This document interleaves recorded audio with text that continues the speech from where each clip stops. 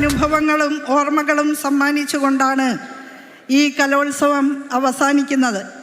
ഇത് ഒരു തുടർച്ചയാണ്. കേരളത്തിന് മാത്രം ചെയ്യാൻ കഴിയുന്ന ഒന്ന്.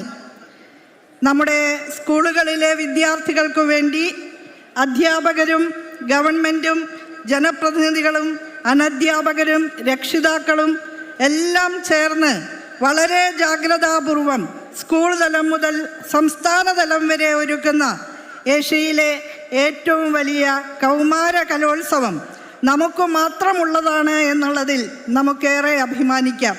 എല്ലാ വർഷവും കൃതഹസ്തതയോടുകൂടി തന്നെ നമുക്ക് ഇത് ഏറ്റവും ശബളാപമായ ചടങ്ങായി സംസ്ഥാനത്തിൻ്റെ ഏറ്റവും മനോഹരമായിട്ടുള്ള ജനകീയ കൂട്ടായ്മയായി സംഘടിപ്പിച്ചെടുക്കാൻ കഴിയുന്നു എന്നുള്ളത് വളരെ അഭിനന്ദനീയമായ ഒരു കാര്യമാണ്.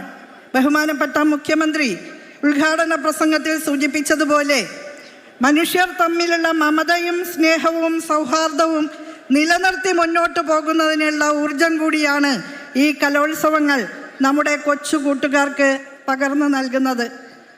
മത്സരത്തിൽ പങ്കെടുക്കുക എന്നുള്ളതാണ് കാര്യം, വിജയിക്കുക, സമ്മാനം വാങ്ങുക എന്നുള്ളത് രണ്ടാമത്തേതാണ് എന്ന് കലോത്സവ ദിനങ്ങളിൽ നിരന്തരം നമ്മളൊക്കെ കുട്ടികളെ ഓർമ്മിപ്പിച്ചതാണ്.